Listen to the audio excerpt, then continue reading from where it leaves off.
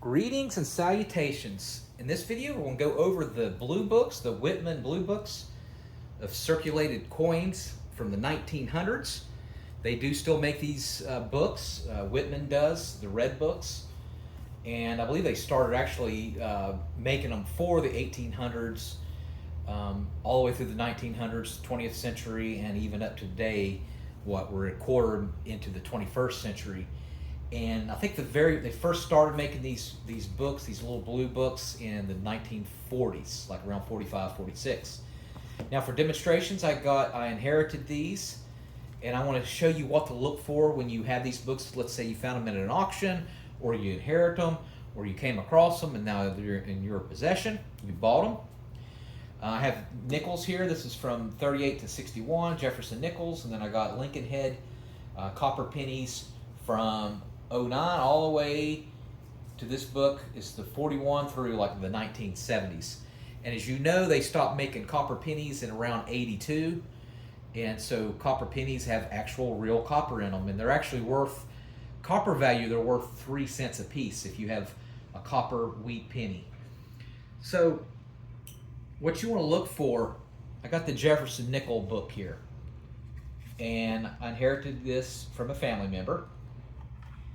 And as you can see there, this one's pretty complete. Now you're going to notice with all these books that there's 3 pages, and a lot of people don't realize you have to flip over this 3rd page, which exposes another set of coins. All right, if you're looking for value, first thing you want to do with this book is look at how many are circulated, how many were minted, how many were manufactured to produce.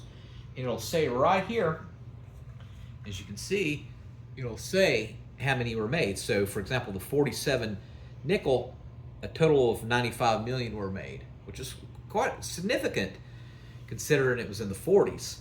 That's quite a lot of nickels.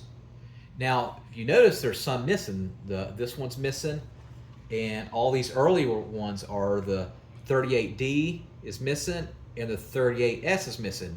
And you might well ask, well, why didn't your family member have those coins? If you look at what circulated, only 4.1 million were made of the 38S, and the 38D only 5.4 million, and you'll see 6.6. So all the ones that were very low circulated, a family member did not have, unfortunately. And those, if you have those are the ones that are going to be the most value. There's some coins that they only made 500,000, and we're talking about good money. So as you can see here with my nickels, it's still a good. Some of the nickels are made out of silver, which is a very good thing. It makes them worth a lot more money that they have silver. As you can see here, I have the 43S is silver, and they got it in abbreviation right above how many were circulated: silver, silver, silver. And those are going to be worth a lot more money. As you can see there, you could tell silver, you can see that they're darker. All right.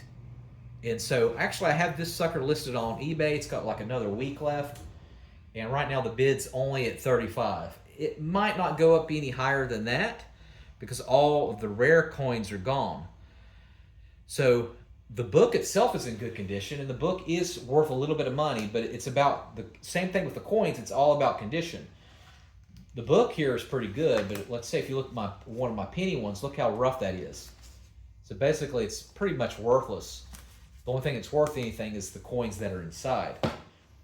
All right, so hopefully it'll go for more than 35, but we'll find out. All right, so those are my nickels.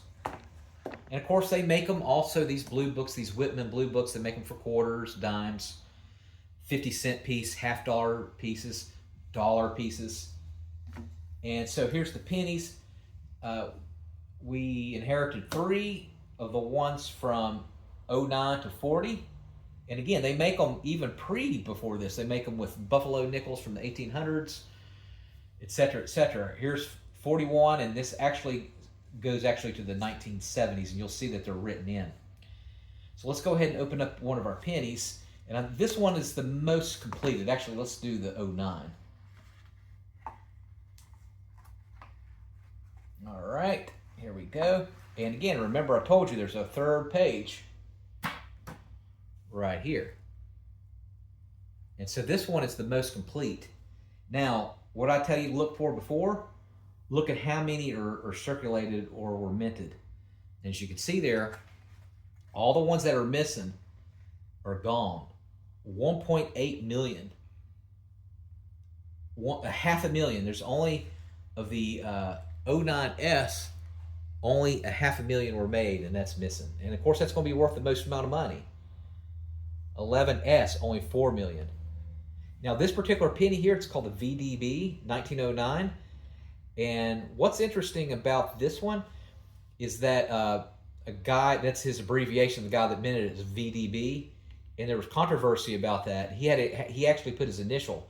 He's a guy that worked there where they minted it. And they got angry. A lot of people got angry that he put his initials on there. So they stopped making them and put without the VDB. But it makes it more valuable that's VDB. All right. Fortunately, we got that one. It's not really great condition. So, you might be looking at $20 or something like that. All right. As you can see the rest of them here. And all of these are copper. Like I said, everything made before 82 is copper. So a lot of, since the penny has stopped being made in 2025, I could see these actually going up in value just for collectability, because the penny has been discontinued. Don't expect it to be like silver or gold. It's not going to go crazy, but it does have value. Right now, you're not allowed to melt it down, but eventually you will be. But I mean, how much 3 cents times how many? You're not looking at a fortune. So the next thing you want to do is look at the condition of them. As you can see, these are all been heavily circulated, and unfortunately, that makes them worth less money.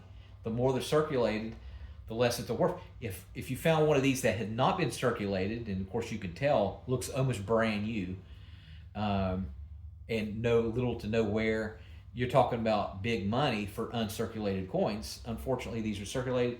You look at condition when it comes to your coins, and then just look for anything that's out of place. Like you see a coin, take it out and look at both sides. Do you see an error on it? Is there can be some pennies that have like a little mark on it, like a little glue thing where they ran out of material. That makes it more. So you look for errors. You look at the letters, like in Liberty and the date, and it could be it looks like it's double exposure, basically it's a double press. That makes them worth a lot of money. Errors, if they accidentally stamped a penny onto a dime, that happens. So look to see if you have any silver. That can make it worth a lot of money. We're talking about tens of thousands of dollars. So just look at that. Look at your rare coins. And if you got things that are rare that have not been circulated, take it out, take a picture of it. And I highly recommend you use a camera and magnify it, take a picture, and then make it real big, and then examine it with your eyes with the camera. Type it into ChatGPT. If you see a coin that's interesting, say 1924, go into like Google Gemini or ChatGPT or Grok AI and say, what should I be looking for to find the most valuable one of 1924? And it'll give you a lot of information on it. There's YouTube videos that'll tell you about the value of coins as well. So that's one thing to look at and to take in consideration. All right, so that one is 09 through 40s. And let's look at the book I have here, which is 41 through the 70s. Same concept. You look at the ones that are the most rare. Here we go. Again, 3 pages. As you can see here in the 70s, the original owner, and you can see they're a lot more glossy because they're from the 70s. You can see there that he had to write them in. All right, but 62D. So look the ones missing. 44, actually, that he should have that one because there's only 44. But look at these right here. You're looking at, well, that one's actually not rare. 600, he didn't have that one. He didn't have that one. Here's the reason why. Those were actually taken out. So in 1943, the U.S. was, of course, in World War II, and they had silver coin. They actually, instead of copper, they used silver because they wanted to use the copper for the World War II effort to use with for weapons and wires and everything like that. So they started to make them in steel. So they were actually made out of steel from in the 1943, and then immediately in 44 they went back to copper. Same thing in 42, it was copper, then steel for 43. If you find a copper one from 43, which they've accidentally, some of the copper actually accidentally got into the 43s, there's like 70 in existence. We're talking worth 20,000 up to 100,000, actually up to $500,000 if you could find one. But you could tell the silver ones, they look silver, they look corroded and halfway rusted. Same thing with 44. If you find a 44 that's silver, same thing happened. Some of the silvers was still in the planchet that they manufactured, and it went to the 44, and those are worth a lot of money. But same concept. So look for anything that looks rare. Type it into ChatGPT. This book is in pretty bad condition, so the book is not worth that much, but the coins are. And I got the whole set of pennies. I got a whole 6 of them. Right now they're being auctioned on eBay. Now they're around 35 as well as the nickels. Hopefully they go up a little bit more in value, but if they don't, they don't. But that's a little bit of information about the Whitman Blue Books from the 1900s and what you should be looking out for. Tell me what books that you have in your possession. Do you have something that's rare or heavily sought after? Let me know in the comments section if you have something like this and what years you have. All right, thanks for watching. Make sure you subscribe.